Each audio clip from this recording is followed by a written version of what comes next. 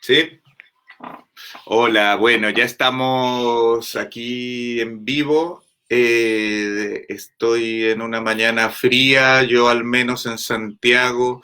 Soledad Novoa con nosotros, directora del Centro Nacional de Arte Contemporáneo de Cerrillos y bueno, obviamente nacional, así que el hecho de que esté en Cerrillos no significa más que su lugar de residencia. Para los que se conectan de Chile, de Santiago, bueno, y en general de Chile, saben a qué me refiero, ya hablaremos de eso, así que bienvenida Soledad, ¿cómo estás? Muchas gracias, Fernando, muchas gracias por la invitación y me parece que esta es una iniciativa súper interesante y súper potente, así que felicitaciones también por eso. Y nada, bien, haciendo cuarentena, como espero todas y todos quienes nos están siguiendo, y tratando de, bueno, por un lado de mantener la calma con nuestras cosas. Hablábamos hace un ratito de todo lo que era estar trabajando en la casa, así que bien, en realidad, afortunadamente. Qué bueno, yo de inmediato te quiero llevar al plano de las sensibilidades y de nuestras tareas en el campo del arte.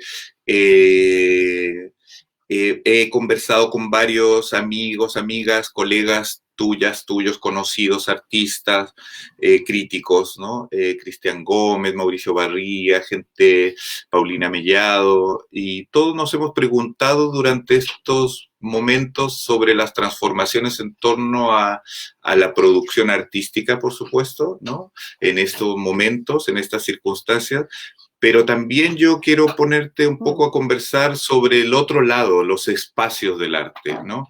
Esos espacios tradicionales, tanto históricos, que estaban en crisis, que, o más que crisis, replanteándose, reconfigurándose en estas nuevas sociedades, estos nuevos roles de estos espacios. Tú como directora de un centro nacional, cultural, artístico, lo sabes bien, y de repente esos espacios están vacíos, deshabitados, ¿no?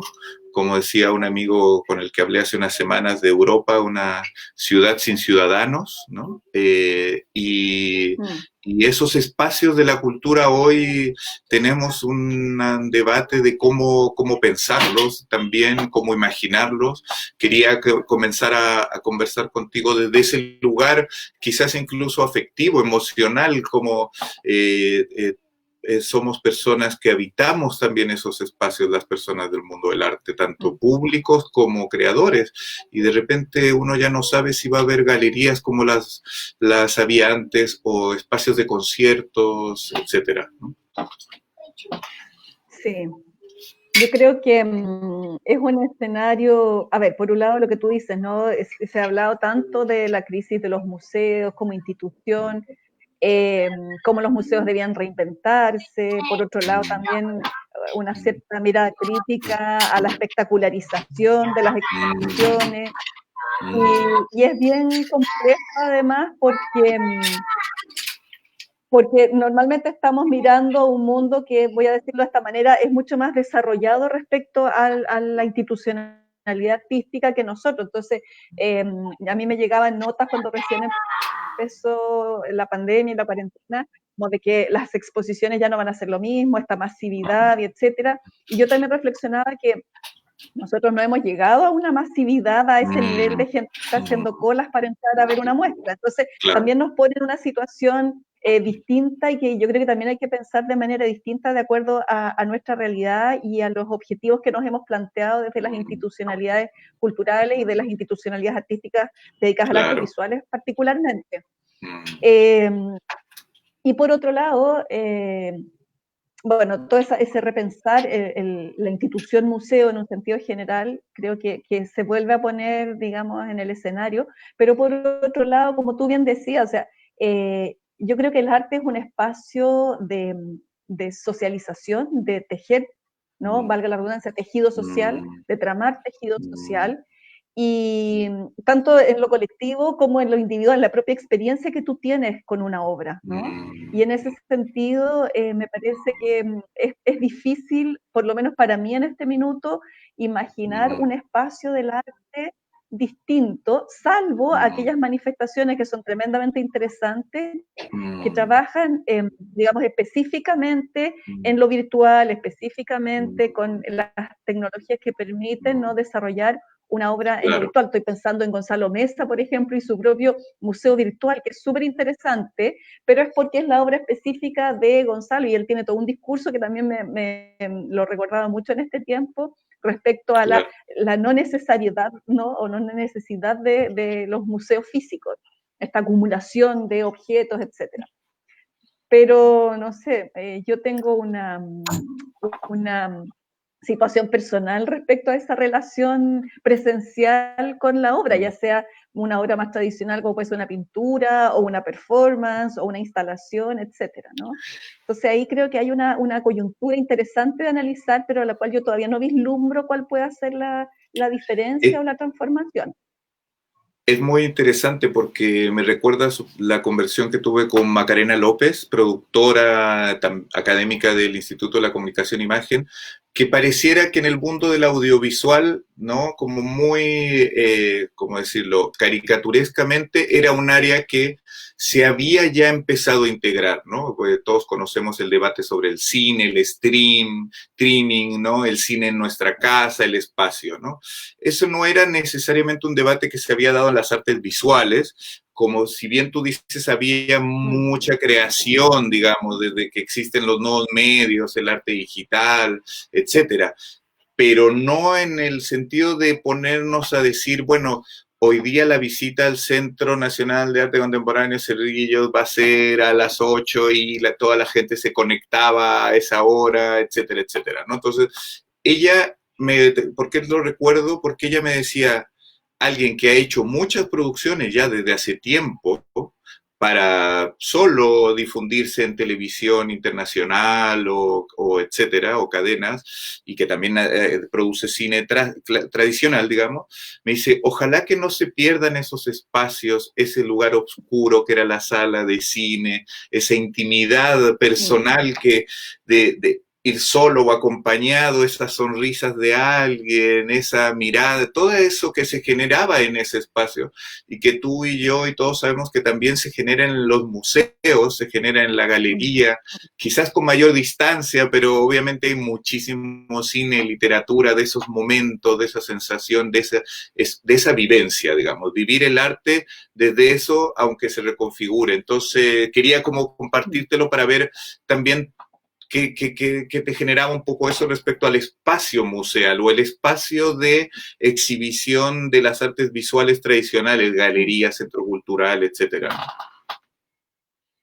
Sí, yo estaba acordándome cuando, bueno, yo soy historiadora del arte de formación, y estudié hace hartos años también, nosotros estudiamos con diapositivas, ¿no? Y claro, cuando una tuvo la posibilidad de viajar, ¿no?, ver la diapositiva proyectada ahí en el telón de la Ronda Nocturna, por ejemplo, y cuando yo tuve la oportunidad de ir por primera vez a Holanda y vi la Ronda Nocturna de Rembrandt, de verdad que se me caían las lágrimas, ¿no? Y esta sensación, yo creo que a lo mejor no todo el mundo la tiene, todo lo que tú quieras, pero yo creo que esas experiencias son conmovedoras en el más amplio sentido de la palabra, que te provocan una conmoción.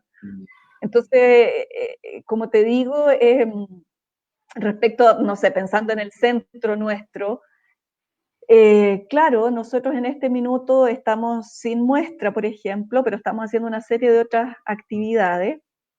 Y bueno, y en ese sentido también enfatizar que el centro no es solo un espacio de exhibición, sino que es un espacio que pretende abordar las artes contemporáneas desde múltiples lugares, desde, qué sé yo, laboratorios de residencia, desde investigación, desde seminarios, etcétera.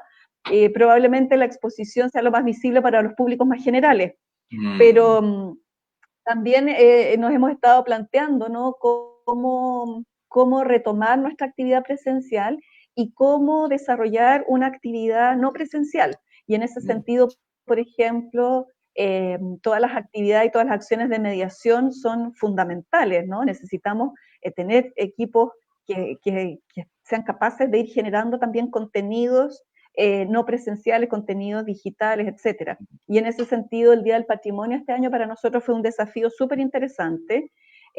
Claro, somos un equipo súper pequeño, nuestra área de mediación es una persona en este momento, así que todo el equipo del centro, las 9 personas, 11 personas que trabajamos allí, estábamos encima produciendo en un periodo muy corto, pero logramos producir cosas súper interesantes que tienen que ver con, por un lado, con nuestra misión, con el desarrollo del arte contemporáneo, pero nos centramos este año en los archivos y también en algunas obras, ¿verdad?, que se encuentran en el centro, como es el caso de Piraña de Félix Maruenda. Entonces, yo diría, es una extensión, es un complemento, pero en lo personal yo soy súper Galaxia Gutenberg también, entonces creo que en lo personal a mí no me reemplaza la experiencia directa, tal como leer un libro, el papel, sentir el olor, etcétera, no es lo mismo a mi juicio, para mí, en mi propia experiencia, que leer un texto, digamos, en una pantalla. Claro. Entonces, yo creo que estamos en ese momento. Dime. No, sí, sí. No, y por eso te decía que creo que estamos en ese momento en que, por un lado, estamos anhelando volver a lo presencial. Yo con cada persona que he hablado, yo tengo hartas amigas y amigos que viven por distintos motivos fuera de Chile, y cuando yo les preguntaba cómo están, no sé, en Bélgica, en Francia, en Australia, en Japón, todos como esperando volver a salir, esperando volver a, no, amigos artistas que inauguraban su exposición en marzo y tuvieron que cerrarla, ¿no? ¿Te fijas? Entonces, es como, yo creo que es un momento extraño en que todavía no sabemos muy bien, ¿no? Cómo se va a venir un posible cambio, ¿no? Ponte, tú hablaba con una amiga en Australia y me decía que ya empezaron a abrir las salas de cine, pero se vende el tercio de entradas que se vendía antes, volviendo a lo de la Macarena López, ¿no? Y claro, esa sensación del espacio donde es un ritual también, ¿no? Tú vas al cine, es un ritual, tú vas a ver una exposición de alguna manera, también es un ritual, tú te enfrentas a una performance, y la performance es lo que está sucediendo ahí en vivo, ¿no? Que pueden pasar muchas cosas. Entonces, sí, yo estoy todavía dándole vueltas qué va a pasar aquí. No, yo en todo caso, de todas maneras planteo la reflexión desde la perspectiva de una de tantas demandas y temas que hoy van a ser banderas de lucha, digamos. Me queda claro que los espacios tradicionales del arte y la cultura en un futuro no muy lejano, desgraciadamente van a empezar a ser cuestionados, porque aquí ha habido quizás muchas, digamos, lógicas enfrentadas, pero entre ellas hay una obviamente posthumanista, ¿no? Y muy interesante de apreciar y que yo lo conversaba también con el equipo de DICREA, que me parece que hay una convivencia de conflictos y de urgencias muy interesante, porque cuando uno ve que miles de personas en Estados Unidos y en el hemisferio norte en general se manifiestan a cara descubierta por el tema de George Floyd, ¿no? Te habla de que incluso hasta ya en los movimientos populares tal vez hubo una internalización de que va a haber fallecidos, digamos, ¿no? Y va, así como los economistas y la gente más terrible de los líderes mundiales incorporaron que iba a morir gente con esta catástrofe del COVID, pero lo que había que hacer era echar a andar la economía lo más rápido posible, ¿no? Pareciera que está pasando eso y el día de mañana van a abrirse todos los espacios, como dices tú, en otras condiciones tal vez. Y ese es hacia eso en lo que nosotros apuntamos, hacia que los museos, los centros culturales nacionales como el tuyo, el de ustedes, como equipo y como institución, aceleren su tranco precisamente de reconfiguración en relación a la sociedad, al territorio, que Cerrillos lo hace muy bien y muy interesante, y en ese aceleramiento validarse como un actor en esta nueva sociedad que tenemos, ¿no? Sí, bueno, yo creo que ahí es el desafío que tenemos. Tú muy bien decías, cómo nos instalamos como agente activo en esta situación. A ver, de partida, ¿cómo nos instalamos como un agente activo para el sector de las artes visuales? Yo siempre he dicho, ¿no? El Centro Nacional de Arte Contemporáneo es un espacio para el sector de las artes visuales y para que vayamos también investigando cómo podemos transmitir esto a los públicos más generales. Entonces, sin duda, ahí hay una reflexión que tenemos que hacer. ¿Cuál va a ser nuestra actuación? ¿Cómo va a ser? Estamos imaginándonos, bueno, teníamos una programación bien interesante para este año que estamos intentando ir reprogramando constantemente, ¿no? En principio, qué sé yo, hay algunas cosas que tal vez las hagamos a puerta cerrada y las grabemos y las compartamos por las redes. Ahí estamos también evaluando. Ahora, sin duda, yo creo que aquí hay un nudo de discusión que es súper interesante, que es el punto que tú planteas, ¿no? En torno a lo que es el poshumanismo y cómo vamos a ir enfrentando sin duda, aquí hay unos cambios que se están dando en la humanidad, ¿no? ¿Cuáles van a ser esos cambios? ¿Qué repercusiones va a tener? También es complejo, porque yo creo que esta pandemia nos ha abofeteado a la cara las brechas y las diferencias, ¿no? Es decir, cuando hablamos de un mundo globalizado, cuando hablamos no sé, de clases online para los colegios, por ejemplo, bueno, o cuando pensamos en la oferta cultural que estamos subiendo a las redes, también tenemos que tener claro las brechas que ello devela. No todo el mundo tiene acceso hoy en día en nuestra ciudad, en nuestro país, no todo el mundo tiene acceso incluso a lo digital o a lo virtual. Entonces yo creo que es un tema como bien, bien complejo. Y por otro lado, claro, situarse en esta lógica de, comillas, de la pérdida, ¿no? Sin duda, frente a una pandemia como esta, va a morir gente. Sin duda hay como un riesgo que se corre, pero ahí también la pregunta es dónde ponemos los énfasis, ¿no? ¿Qué es lo que vamos a resguardar primero? Entendiendo que aquí hay un cúmulo de situaciones y de actividades, ¿no? Y de necesidades que son diversas. Sí, de aquí está uno de mis pequeños que me está preguntando algo. ¿Qué, hijo? ¿Cuánto más te falta? Un poquito. Me está preguntando cuánto me falta, claramente. El mío ya vino. El mío ya vino. Sí, yo creo que es, ¿por qué lo digo? Porque en el fondo yo creo que fue terrible, como bien tú dices, la bofetada de darse cuenta tanto que ciudadanos como líderes, ya sea empresarios o políticos, desde el día uno dijeron, bueno, sí, puede que haya gente que muera, ¿no? Como diciendo, y después entramos en una dinámica de una sociedad donde las cifras de muertos eran casi como estadísticas de inflación o de algún, y eran muertos, y eran 1000, y 100 aquí, 100 acá, y etcétera, etcétera. Voy a tratar aquí de ayudar un poco al silencio de la conversación. Y a eso me refería con que eso empezó, que a todos nos pareció gravísimo, terrible, desde nuestros lugares, desde nuestras pantallas. Empezó a pasar también con los movimientos más populares. La gente con hambre en Chile, en otros países, salía sin importar que a lo mejor, como era la reflexión famosa de aquellos jóvenes que se decían de la primera línea, bueno, decían, bueno, entre morir unos y dar la pelea acá, y pareciera que el mundo se impregna un poco de eso, y pareciera que a lo mejor con COVID la gente igual va a salir a la calle a lo mejor mucho antes de lo que los especialistas y todo el mundo crea, ¿no? O recomiende. Bueno, yo creo que hay dos cosas. Una, que yo veo que aquí la cuarentena no se ha hecho.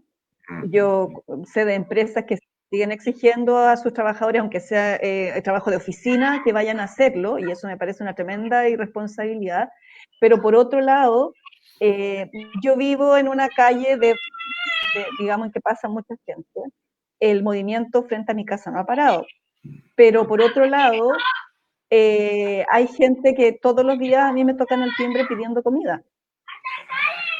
y yo ya me hice un stock de cosas para tener, porque creo que es nuestra responsabilidad también, quienes estamos mejor, poder colaborar en esta situación. Y yo me preocupo de preguntar un poco, ¿no? Y viene gente de Peñalolén, viene gente del bosque, el otro día vino una señora, me decía, imagínense lo que está pasando en el bosque, nosotros no tenemos nada.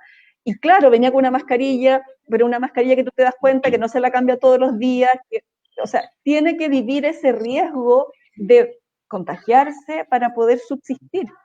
Claro. Entonces, claro, ahí hay, por un lado, el riesgo que tú dices, ya, yo voy a dar una pelea social y sé que para eso voy a salir a la calle y corro el riesgo, y por otro lado, yo tengo que dar la pelea por la subsistencia básica y para eso tengo que correr el riesgo, ¿no? Y así yo he conocido varios casos. Es una de las ventajas que tengo de vivir en casa y no en departamento, de ir viendo lo que está pasando con las personas que no están en tu entorno más inmediato, ¿no? Claro. Y es una situación difícil. Y además que nos golpea el mundo del arte también con la misma violencia. Tú, yo, me imagino mucha gente conocemos desde chicas, chicos muy jóvenes que desde octubre están absolutamente sin recibir nada, ¿no? Sin poder haber montado una obra, un proyectito, algo, y hoy hay una precariedad en el mundo de las artes muy fuerte, conviviendo con un poco las discusiones que estamos teniendo, y que yo en eso trato siempre como de bueno, existe nuestro mundo del arte, va a seguir, pero también estamos no solo porque hay un mundo de alienígenas y el mundo nos asusta, sino el mundo del arte siempre estuvo involucrado con su entorno, en tanto el artista es un ser sensible, esa artista es una persona que mira, que observa, empática, y por supuesto siempre involucrados con lo que pasa en el mundo en su conjunto, ¿no? Sí, yo creo que también una de las cosas que nos deja con más evidencia es que en general, diría yo, en el mundo, pero en nuestro país en particular, el sector de la cultura y el sector de las artes visuales en particular es un sector tremendamente precarizado,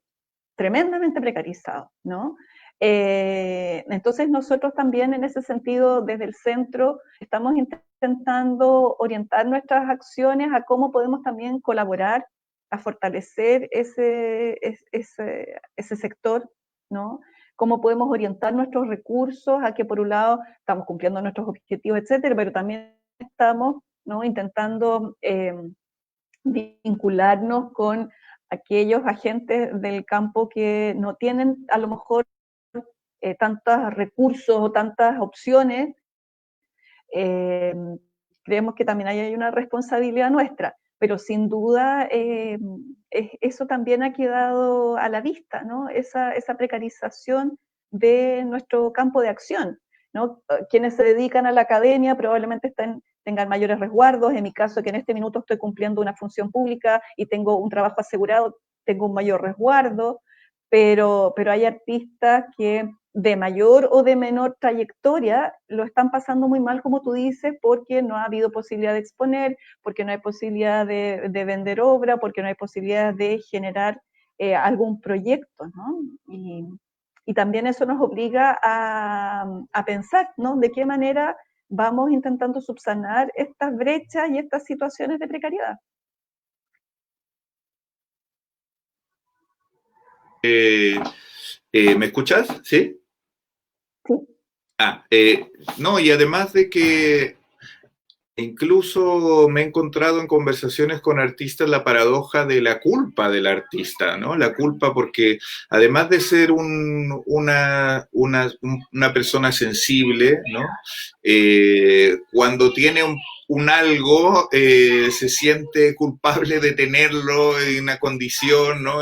He tenido conversaciones con gente que la estamos pasando relativamente mal dentro de un contexto de que somos privilegiados, y artistas que me dicen, pucha, me siento súper mal por gente que no tiene, por estar así, por, digamos, pareciera también que además nos acostumbramos a una condición de precariedad, y que cuando tenemos al menos techo y comida, el artista se siente como casi que un empresario que está aprovechándose de alguien. Entonces es interesante también que que nosotros como actores, de agentes del mundo del arte, de la cultura, tenemos que tomar quizás un mayor protagonismo, como ustedes lo hacen desde el centro, a ser actores activos, transformadores de prácticas, relaciones territoriales. No sé si nos quieres hablar un poco de los proyectos que están desarrollando y que quieren o ven cómo van a desarrollar en este año, para también como conversar un poco sobre estas estrategias que tienen los nuevos espacios, ¿no? Bueno, nosotros varias cosas hemos tenido que ir reprogramándolas. Ya estamos a junio y en marzo cerramos, ¿no? por el tema de la pandemia. Y en el fondo para nosotros hasta marzo era como concluir la programación del 2019.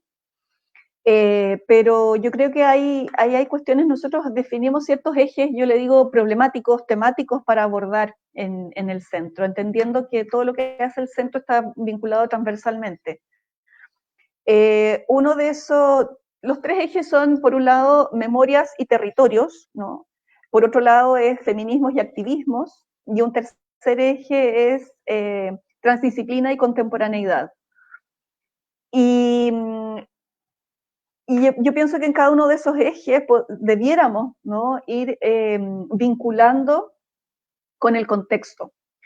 Particularmente Memorias y Territorios lo que busca es ir analizando contextos, no solo porque estemos emplazados como centro en Cerrillos, sino que cómo generamos ciertas metodologías de trabajo que nos permitan ir analizando, ¿no? en distintos territorios. Y ahí tenemos un proyecto súper bonito con un profesor también de nuestra universidad, de la FAU, que es Cristian Gómez, en que ellos han estado haciendo toda una investigación sobre la antigua Facultad de Arquitectura, justamente que se emplaza en Cerrillos, a un par de cuadras de donde estamos nosotros. Y a partir de ahí le planteábamos a Cristian cómo vamos generando y cruzando con otras cuestiones que tiene alojada el centro. Por ejemplo, cuando se abrió el centro se realizó un trabajo muy bonito con la comunidad en este cambio de uso, ¿no? del aeropuerto, y se está configurando algo que se llamó Archivo Cerrillos. Ahí se levantó todo un material que ahora estamos empezando a procesar, analizar, a ver cómo le damos continuidad, cómo le damos una visibilidad mayor y cómo lo ampliamos, ¿no? Por otro lado, lo que yo te decía, para nosotros tiene mucha importancia todo lo que suceda y cómo podemos ayudar a fortalecer las escenas fuera de la región metropolitana, ¿no? en regiones distintas de la metropolitana. Y ahí, sin duda, tenemos que hacer una labor de diálogo, ¿no? y de mutuo conocimiento, en la idea de, sin duda, no generar una situación de paternalista ni una situación centralista, sino que justamente cómo podemos ponernos al servicio de lo que distintas escenas locales o distintas regiones, distintos territorios están desarrollando o están perfilando respecto a su desarrollo en el arte contemporáneo. Y también nuestra idea es poder exhibir, ¿no? artistas chilenos y chilenas que o su obra no sea suficientemente conocida o que hayan desarrollado una labor importante en el tiempo, ¿no? En la idea de conectarlos también con el público especializado, cómo podemos ir estudiando, cómo podemos ir analizando, cómo podemos ir conociendo, reflexionando, pero también con los públicos generales. Pero lo que te decía hace un rato, una de las cuestiones que nos está haciendo pensar mucho es, aparte de este trabajo a nivel nacional, ¿no? De hecho, ayer yo hablaba con Dagmara Dixel de SACO en Antofagasta, y yo le decía que una de las cuestiones que para mí es súper importante, y que, bueno, yo asumí recién en septiembre, entonces en septiembre viene octubre y ahora viene esto, no hemos podido todavía organizar, pero una de las cuestiones que a mí me parece súper importante es que nosotros como Centro Nacional de Arte Contemporáneo podamos tener una conversación con las distintas actorías a nivel nacional para que lleguemos a entender qué sería lo nacional de este Centro Nacional de Arte Contemporáneo, ¿no? Y cómo podríamos abordar este ser nacional. Entonces, como te digo, son varias cosas ahí que se nos van cruzando, que se nos van presentando y le agregamos, ¿verdad? Le sumamos esta necesidad de repensar distintas estrategias en distintas plataformas y en distintos soportes para llegar a distintos públicos, a distintas zonas, etc. Varias de nuestras actividades las hemos ido transmitiendo vía streaming y también las vamos subiendo a un canal de YouTube que en este minuto está en revisión, no está activo, estamos ajustándolo, pero en la idea también de poder entregar contenidos de la manera más amplia y más diversa posible. Pero te insisto, siempre se nos va a ir apareciendo esta brecha, ¿no? Respecto a quién tiene acceso a lo digital, quién tiene acceso a estas plataformas, etc. Y hay que ser súper honesta y también esa es una realidad que nos supera, ¿no? Nos supera absolutamente. Claro, claro. No, y bueno, el otro día escuchaba un artículo muy interesante sobre, por ejemplo, incluso las brechas de desigualdad de conexión, ¿no? Entonces mostraba esas reuniones donde alguien se ve terriblemente terrible y no se le escucha y se le entrecorta, y alguien que se ve en Technicolor, 4D, HD, no sé qué, y eso también es una desigualdad, ¿no? Es una desigualdad de todas maneras de quien tiene el confort de estar en una habitación solo o mostrar cosas atrás, y de quien tiene casi que estar compartiendo una cama, ¿no? Entonces, yo creo que como bien tú dices, también yo creo que todo proyecto cultural que busca vincularse con las comunidades, Papi, el día de hoy, teléfono. ¿cómo? El día post, este día post-COVID, se tiene que plantear también integrando las necesidades que estamos viendo todos que hay en estos públicos, ¿no? Papi, escúchame. Y esas necesidades tienen que ver con el acceso a la tecnología, con las desigualdades de acceso a los centros culturales, al arte en general, y ya aquí ya no solo pasa la brecha tecnológica, ¿no? Sí, ahora yo insisto también que ahí es súper importante tener claro dónde está el foco, porque a veces se nos exige a nosotros y a nosotras como dirección o como espacio, a los museos o a nosotros como Centro de Arte Contemporáneo, se nos exige más de lo que de verdad podemos hacer, ¿no? Si desde los colegios no hay formación artística, no hay posibilidad de despertar esta sensibilidad, este interés, etcétera, es muy difícil después ir repuntando lo que ello implica, ¿no? Entonces yo creo que, por eso decía, cómo miramos esta cuestión en conjunto y en su globalidad. Si acordamos, ¿no?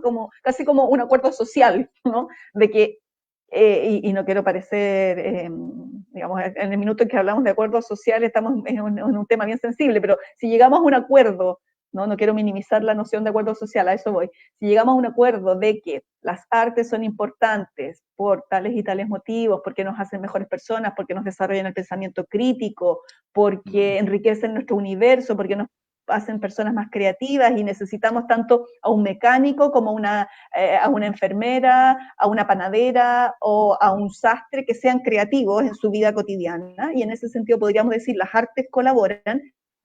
Si llegamos a ese acuerdo, bueno, eso quiere decir que en las distintas instancias de nuestra vida social, de nuestra vida colectiva, debiéramos prestar atención a aquello, ¿no? Qué sé yo, en los planes y programas de educación escolar debiéramos tener entonces, dar importancia a las artes, qué sé yo, si en la educación superior, técnica, universitaria o lo que sea, podemos generar ciertos espacios también de encuentro para las artes y la creatividad, en fin, nosotros sin duda podemos servir de plataforma y de canal, pero no podemos hacer esa labor sola. De todas maneras, y yo creo que además esto toca con un tema muy interesante, Soledad, que tiene que ver precisamente con algo de lo que hemos hablado. El museo, el centro cultural, vivió estas transformaciones en las últimas décadas para quitarse ese lastre de ese espacio de conservación del conocimiento o del arte, digamos, en unos cánones y estándares que no eran los que ocurrían con las sociedades que empezaban a democratizarse después de la Segunda Guerra Mundial, ¿no? Y empieza, como dices tú, a demandársele al centro cultural y al museo que comprenda una serie de cosas del público, que empiece incluso a reparar o solucionar cosas, carencias, capitales simbólicos, educativos, etcétera, ¿no? Porque también nosotros, desde ese lado, quisimos romper nuestra mirada del museo anterior. No voy a quedarme con la categoría museo tratando de aglobar toda, digamos, ¿no? Porque nos preocupábamos de las puertas del museo hacia adentro, ¿no?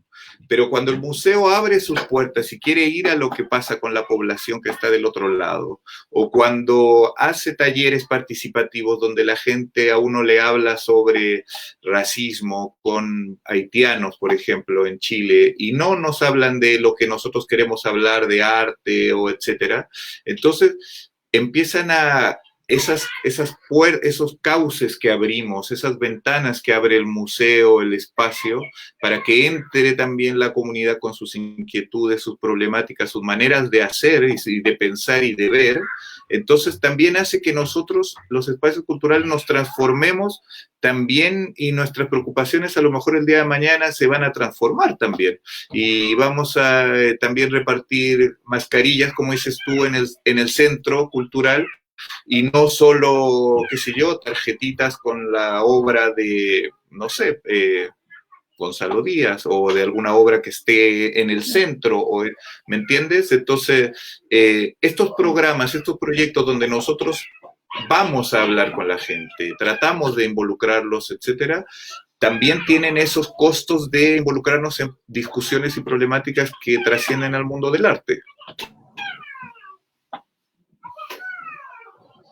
Yo sí y no. O sea, tengo una pequeña sutileza, y es que normalmente se habla de la comunidad, la ciudadanía, y yo siempre digo, nosotros también somos comunidad y también somos ciudadanía. Yo, como profesional del campo, las y los artistas, las obras están insertas en esa trama ciudadana, ¿no? Entonces, en ese sentido, yo creo que más que abrirnos a algo que pareciera ser, que estuviese fuera, como decías tú, es sentirnos parte de esa discusión y manifestarla también en nuestros espacios, que es lo que nosotros hemos intentado hacer con algunas acciones y con algunos programas, ¿no? Yo creo que desde el momento en que entendamos que el público amplio entienda que el arte está totalmente inserto en la sociedad, que el arte trabaja con la realidad de lo que está sucediendo, ¿no? Particularmente debiéramos constatarlo en el arte contemporáneo. Yo creo que en ese minuto podemos tal vez acceder, ¿no?, más ampliamente a públicos diversos. Cuando nos sacamos de la cabeza de que el arte es algo que pasa por allá, de algo que no entiendo, ¿no? Lo típico, es que no entiendo. Y normalmente cuando la gente te dice no entiende, cuando ve algo que no es una pintura figurativa, ¿no? Pero una pintura, estoy pensando, no sé, una pintura del barroco, a lo mejor la gente te dice, sí, la entiendo, pero en definitiva no la entiende, porque la pintura del barroco está dando cuenta de una situación histórica súper concreta, la lee, visualmente es capaz de leerla, de entender ciertas imágenes que están ahí, ¿no?, representadas. Pero no es tan fácil como que realmente pueda, digamos, percibir toda la cantidad de significados que está aportando una pintura como esa. Entonces, la gente a veces tiene problemas con el arte contemporáneo porque intenta leerlo con esa lógica y no dándose cuenta de que es tu propia vivencia la que está siendo reflejada, trabajada, expuesta, discutida, pensada, ¿no?, en una obra. Entonces, por eso te decía que una pequeña sutileza con lo que tú decías es entender que sí somos parte de la ciudadanía, sí somos parte de la comunidad, como individuos, como sujetos individuales, digo, pero también como instituciones y como prácticas, en el caso de las prácticas artísticas. Y que quizás lo que me dices me lleva a un tema muy, muy interesante, muy lindo también de ese mundo artístico que quiere ser reconocido como parte de la sociedad, ¿no? Siempre, desde hasta algún periodo de nuestra historia del arte, lo sabes bien, ¿no? Entre el 19, el siglo, etcétera, el artista profitó de esta excepcionalidad, digamos, de esta condición de personaje iluminado, ¿no? Ese Baudelaire que recorría con unos ojos que solo tenía él, el París de fines de siglo, y así en la pintura, para qué decirlo, ¿no? En cuanto a la relación con la técnica, etcétera. Y eso se acabó hace mucho tiempo y hubo diferentes vertientes que intentan desde diferentes ámbitos justificar la pertinencia del mundo del arte dentro del mundo de la sociedad y el lugar del artista como un actor social, igual que como dices tú otras profesiones, ¿no? Y eso es como por un lado enternecedor, ¿no? De nosotros siempre querer como validarnos, ¿no? Alguien decía por ahí, creo que Nelly Richard o alguien decir, ¿por qué las artes tienen que estar siempre justificándose y validándose y estar, se les cuestiona eso en otras áreas del conocimiento o otras áreas? No, ¿no? Entonces, también hay algo en nuestra condición de marginalidad de dentro y afuera que siempre aflora y emerge, ¿no? Sí, sí, yo creo que ese es un punto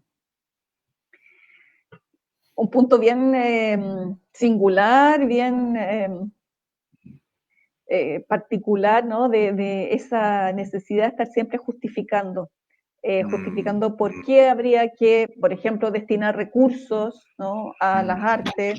En redes sociales hubo hace poco y no sé si todavía, yo no tengo redes, así que no tengo Facebook, no tengo Instagram, soy un poco bicho raro, pero sí que me voy enterando, ¿no? de algunas discusiones y claro, comentarios como bien fuertes respecto a la inutilidad del arte, que somos unos zánganos, a que queremos vivir a costa del Estado, una serie de cosas que son súper fuertes y que haya personas que piensen eso, independientemente de esta otra cosa que es más, digamos, más permanente, por decirlo de algún modo, más no tan extrema, pero como de que también hay que estar justificando. Sí, yo no sé si eso pasa de esta manera en otros lugares, en otras sociedades, pero en nuestro caso es bastante patente, ¿no? El tener Sí, siempre que estar sí, justificando.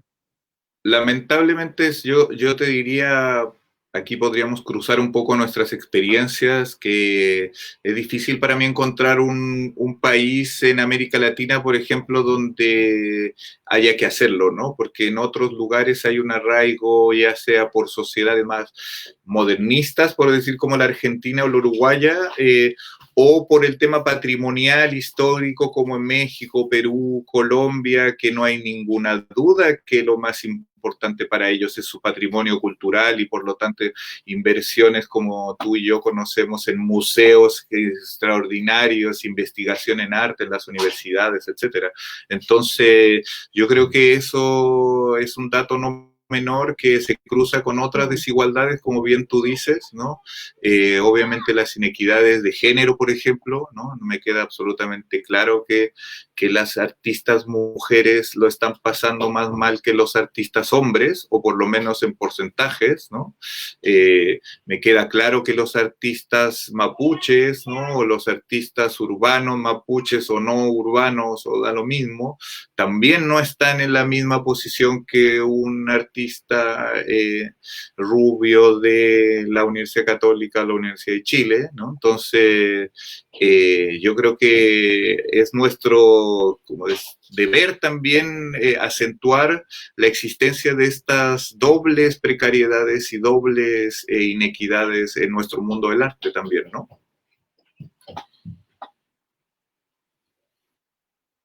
No, sin duda, ese es un tema fundamental además de mi trabajo.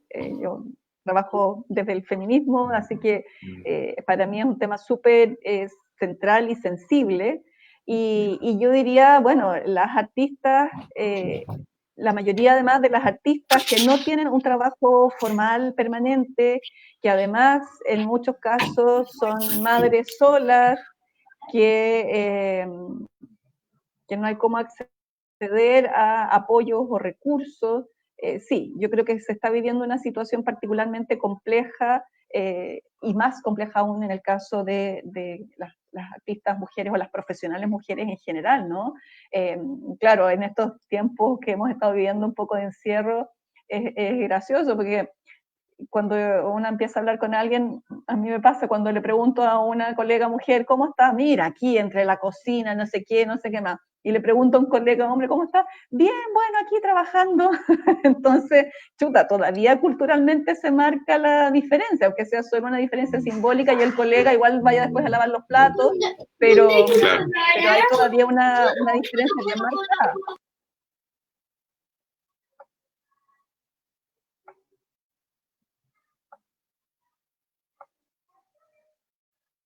Contigo, yo creo que es la oportunidad también, yo creo que fue el estallido social primero en Chile y ahora también esta pandemia, la oportunidad de poner en cuestión una vez más, ¿no? Los roles, ¿no? De género, las inequidades de las instituciones, ¿no? A asignar fondos, por ejemplo, no puede seguir ocurriendo que los fondos que se concursan sean tan inequitativos respecto a hombres y mujeres, ¿no? Yo creo que poner atención, ya que tú eres un... Perdón, ¿sí, querías comentar algo? Bueno, te iba a decir que claro, pero por ejemplo ahí hay sectores que están más masculinizados que otros. No, Entonces, claro. también el caso de lo que se refleja en los fondos también a veces tiene que ver con eso, ¿no? Pero yo creo que hay todo un trabajo que hacer ahí. Yo siempre saco el ejemplo de CONICET, que en las becas hace algunos años incorporó una pregunta que es si has tenido hijos o hijas en los últimos 5 años. Y eso que puede parecer como tan sin importancia, es súper importante porque ayuda a establecer que los periodos de crianza son unos periodos en que tu, comillas, productividad científica, intelectual, lo que sea, es distinta, ¿no? Y yo creo que es eso lo que tenemos que empezar a hacer visible. ¿Qué pasa con las labores de cuidado, por ejemplo, que normalmente siguen recayendo en nosotras las mujeres? Labores de cuidado frente a las hijas e hijos, pero labores de cuidado frente a los mapadres, ¿no? Llega cierto minuto en que nosotras nos hicimos cargo de nuestras hijas y luego tenemos que empezar a hacernos cargo de ayudar a nuestras madres y padres cuando están mayores. Y eso, por ejemplo, se mide en los currículums, se mide en tu, comillas, productividad académica, etcétera. Cuando fue el mayo del 2018 y se creó la red de académicas Amanda Labarca, que nos empezamos a reunir en la Casa Central, esa era una de las preguntas clave, ¿no? ¿Cómo se está leyendo el currículum académico, por ejemplo? No es lo mismo un currículum académico de una académica mujer que de un académico varón. Y esas cuestiones hay que explicitarlas, hay que transparentarlas y hay que generar modos de evaluación para que lleguemos efectivamente a equidades y a romper brechas. Entonces, claro. Hoy en día, en tiempos de pandemia, de cuarentena, ¿qué pasa con la violencia contra las mujeres, por ejemplo? ¿No? Cuando tienes que convivir con una persona que ha sido tu agresor, yo creo claro. que cuando somos capaces de mirar aquello, porque ya solo empezar a mirarlo y ponerlo en el tapete, yo creo que ese es un gesto súper necesario, súper importante, y a partir de ahí entonces ir generando transformaciones más profundas.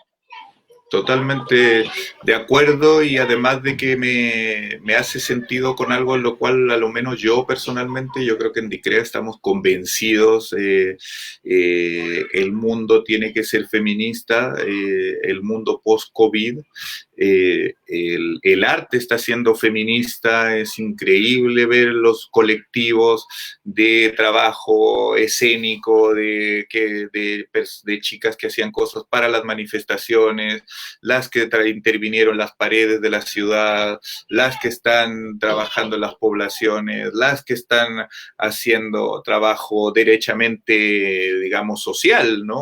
Ollas comunes, etcétera, etcétera, ¿no? Precariedad, ¿no? El otro día me llegó una convocatoria y ayudé con una nada de niñas y jóvenes que obviamente tienen menstruación, ¿no? Entonces, claro, nadie pone una bolsa de toallas higiénicas en una canasta, ¿no?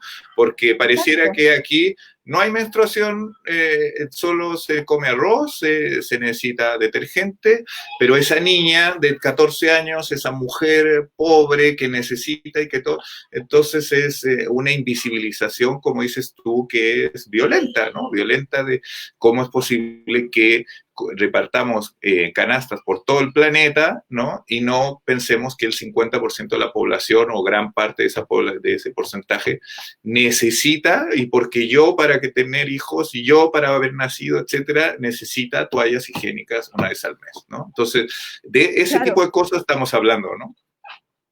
Exacto, y es súper interesante ese punto porque pasa por la invisibilización. ¿Te fijas? O sea, por no pensar, no se te pasó por la cabeza porque no lo tienes introyectado. No tienes introyectado lo que significa un cuerpo femenino, no tienes introyectado cuáles son sus necesidades particulares, no tienes introyectado, te fijas, las situaciones que tiene que enfrentar día a día, mes a mes, etcétera. Entonces, claro, son esas pequeñas cuestiones que pueden parecer tan absurdas incluso, tan básicas, tan sin importancia. No, esas son las cuestiones que hacen la diferencia exactamente. Es un cambio de mirada, un cambio de perspectiva. Totalmente, totalmente. Yo creo que hacia el mundo del arte y en nuestro mundo tiene que darse. Recuerdo una conversación con un colega artista, Javier Jaimovich, del mundo del sonido, del arte sonoro y de producciones relacionadas al sonido en muchos ámbitos. Y Javier nos contaba que ellos habían hecho un análisis internacional, incluso visto estadísticas de todo el mundo, como la matrícula de pregrado para ingenierías de sonido eran 80% hombres, ¿no? Y eso pasaba en Irlanda, pasaba en Estados Unidos, pasaba en Chile. Y él me lo decía, y lo decía muy bien en una reunión del comité, pero eso no significa que no tenemos que hacer algo, ¿no? Eso no significa que porque las mujeres no elijan o porque el 80% de los hombres lo eligió, es que no tenemos que hacer algo. Entonces, yo creo que en el mundo del arte hay que poner mucha atención a esos movimientos que lo impulsan por un lado, pero al mismo tiempo que hay que siempre observar el racismo, por supuesto, que en los últimos días ha estado tan en el tapete, la diversidad cultural, el tema de género, por cierto, ¿no? Y ya que estamos terminando esta conversación con el... Perdona, Fernando, sí, porque dale, quería dale. además puntualizar lo que tú dices, por ejemplo, en carreras como sonido, no es solo que haya pocas mujeres, preguntémonos cómo se trata a esas mujeres en esas carreras, ¿no? ¿Cómo se las está tratando? ¿Se les está dando... ¿Se les está tratando igual con las mismas oportunidades o se les está cuestionando, se les está diciendo que ese no es su lugar? Que es un poco lo que pasa y que de alguna manera sigue pasando con otros matices en el campo del arte en general, ¿no? La idea del genio, la gran obra maestra, esas son ideas que son súper decimonónicas, pero están presentes todavía en nuestro imaginario. Pensemos, analicemos la matrícula de la carrera de artes visuales, por ejemplo, ¿no? La cifra es más o menos 70-30, pero cuando tú llegas, 70% mujeres contra 30 hombres, pero cuando tú llegas a quienes exponen, la cifra se invierte. ¿Te fijas? O cuando tú llegas a analizar cuerpos académicos, la cifra se invierte. O cuando piensas, bueno, ¿qué pasa con una artista mujer que a los 30-35 años decide ser madre? Su carrera se invisibiliza, ¿no? Es un periodo en el que no aparece definitivamente. Y yo ya he visto casos de que, a ver, yo respeto legítimamente, absolutamente, el rol principal de las mujeres no es la maternidad y es una opción. Para mí eso está por descontado, lo digo por si alguien pensara lo contrario, pero tal como es una opción para no, también es una opción para sí. ¿Y qué pasa cuando hay mujeres que a los 40 años se dedicaron al arte y me dicen, mira, yo quería tener hijos y no pude? Que pase eso hoy en Claro. día, en el año 2020, me parece de una barbaridad, entendiendo barbaridad como barbarie, insostenible, ¿no? Entonces, bueno, ahí hay Sí, que hincar el y diente que, también. y que esa barbarie tiene el contralado, que es terrible que esas mujeres no puedan encontrar hombres que quieran también ellos dedicarse por entero a la paternidad y a la crianza y a la educación como lo hicieron las mujeres toda la historia de la humanidad, digamos, ¿no? Postergarse, o ni siquiera postergarse, digamos, tomar una opción, ¿no? En unos casos, por supuesto, que era postergación, ¿no? Pero en otros, ¿qué quiero decir con esto? Que es terrible que esas artistas lo vivan así porque lamentablemente vivimos en sociedades donde no encontraron hombres que fueran empáticas a ese deseo como artistas o a ese interés o a ese qué sé yo, y que en el fondo pudieran darles también el tiempo de cotener tu carrera profesional con su opción personal, digamos, ¿no? O sea, si esas artistas se hubieran rodeado de hombres empáticos, que hubieran dispuesto medias jornadas de su tiempo a dedicarse a la crianza o incluso dejar el trabajo como lo hace la mujer a veces por periodos, etcétera, a lo mejor tendrían hijos hoy día, ¿no? O tener las condiciones para ser madre sola, que también es una También, opción, también, por ¿no? O supuesto, sea, yo también, por supuesto, por puedo querer supuesto, vivir por una supuesto. maternidad sola.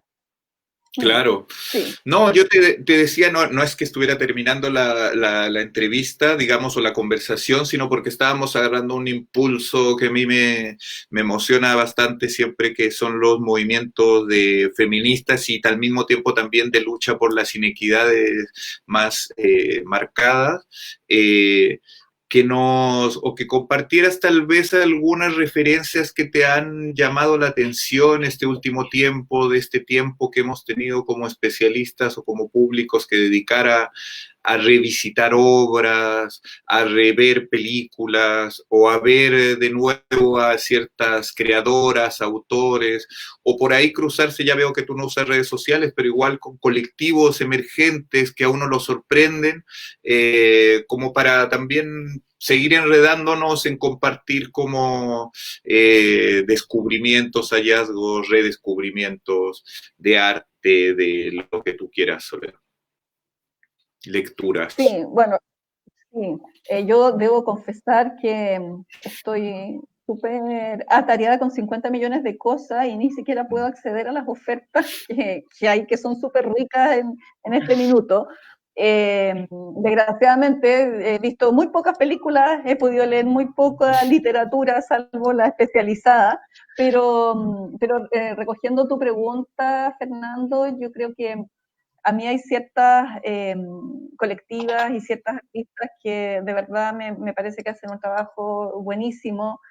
No puedo dejar de mencionar la Escuela de Arte Feminista, a las que quiero mucho y a las que admiro muchísimo en su labor, pero también hay otras artistas y otras mujeres que en distintos campos están generando acciones súper interesantes, ¿no?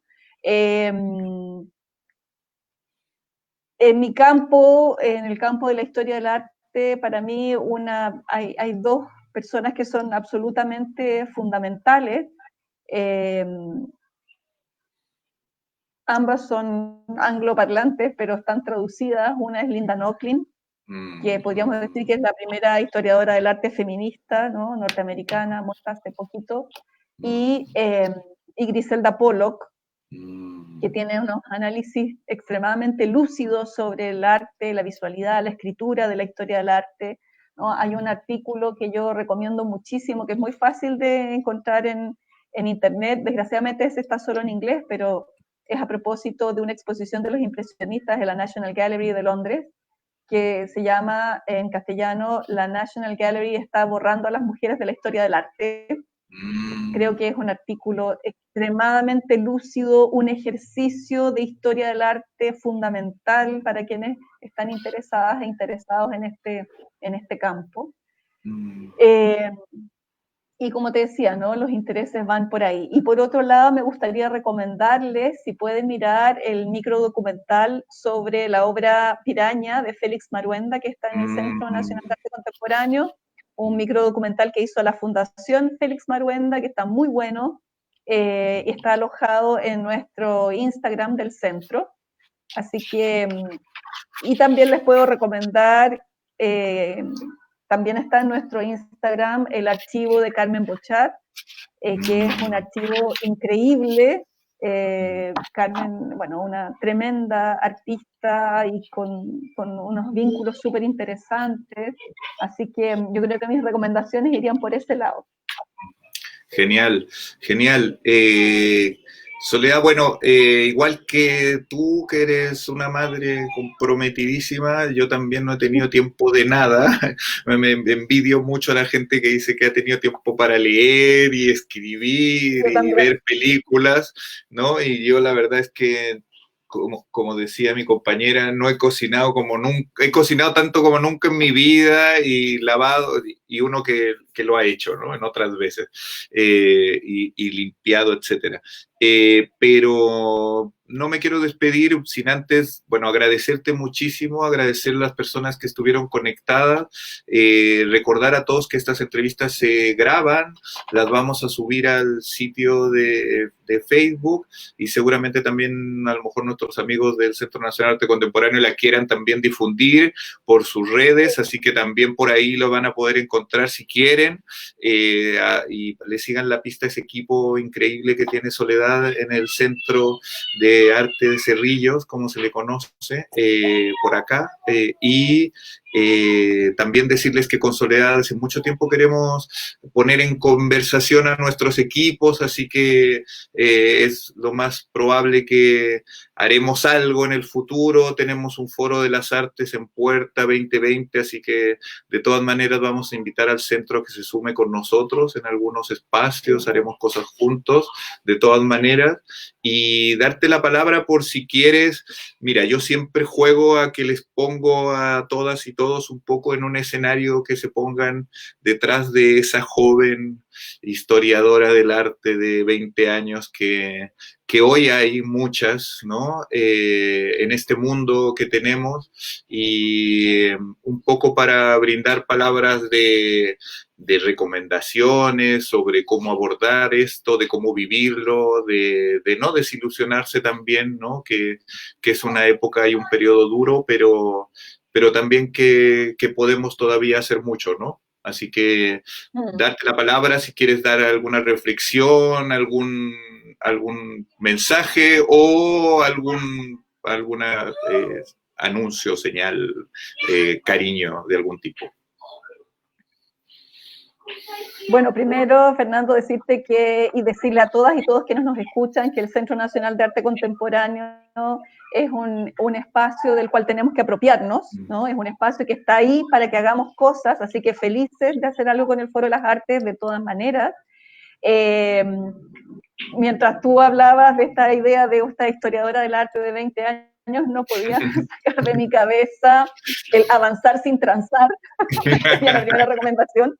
Y yo creo que tener mucha confianza en sí mismas, ¿no?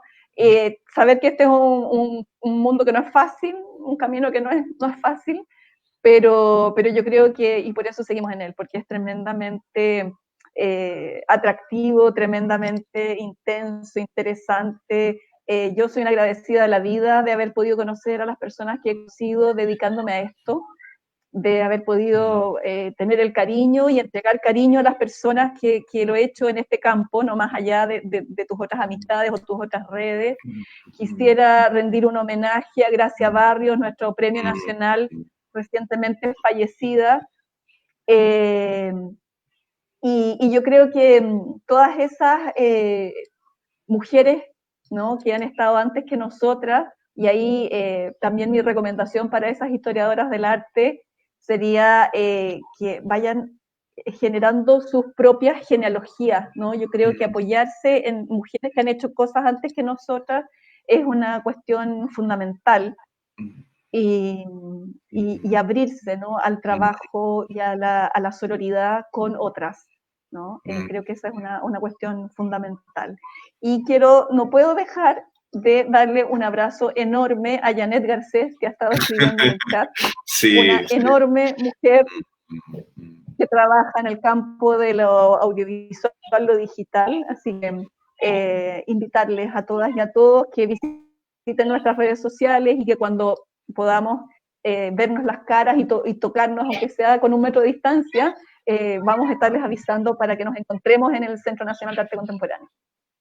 Excelente, sí, muchas gracias, ya que lo dijo Soledad, gracias a Janet, Garcés, Andrea Berger, que siguieron la conversación, otros más por ahí. Tenemos mucho éxito viendo después las entrevistas. Sabemos que hoy tenemos una sobrepoblación de iniciativas online, así que, pero nuestras entrevistas tienen varios cientos y algunos miles de visitas, así que fue una conversación muy agradable, Soledad, con muchas ganas de volver a invitarte. Estoy seguro que vamos a invitarte a alguna conversación, quizás con otras colegas también, a lo mejor artistas en esta misma pantalla, a lo mejor algún otro colega por ahí. Y para seguir conversando de esto, yo tengo más o menos claro, como todos, que en Santiago no podremos ir a visitar el Centro Nacional por lo menos en junio, quizás julio, pero entonces nos vamos a encontrar por acá y vamos a seguir invitando a todas las personas que junten ganas para después ir a conocer Cerrillos y, como dices tú, apoderarse de él y que lo construyamos entre todas y todos. Así que muchas gracias por la conversación, por tu tiempo, por regalarnos todas esas palabras y bueno, ya nos seguiremos viendo, querida. Sí, un beso, un abrazo, muchas gracias a ti, a todo el equipo, Fernando, y a todas las personas que nos están viendo ahora y que nos van a ver, esperemos luego también cuando vayamos subiendo a las redes. Perfecto, muchas gracias. Sigan el trabajo de Soledad Novoa, sigan el trabajo del Centro Nacional de Arte Contemporáneo y su equipo, las diferentes iniciativas. Búsquenlo en Google, tienen varias redes sociales, Twitter, Instagram, muchos proyectos que han hecho en los últimos años y que ahora también están reconfigurando. Y bueno, nos vemos en la próxima conversación con algún artista o creador, observador del arte como Soledad. Muchas gracias y que estén muy bien a todos. Gracias. Chao. Adiós.